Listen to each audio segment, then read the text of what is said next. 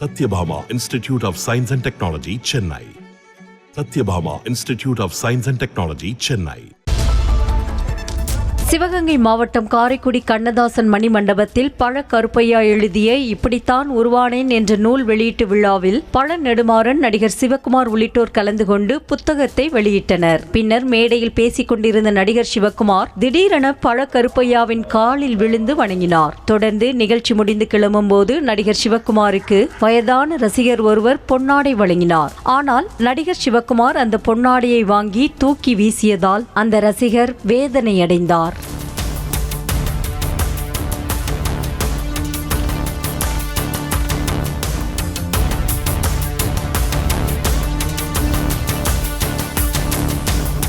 Satyabhama Institute of Science and Technology, Chennai.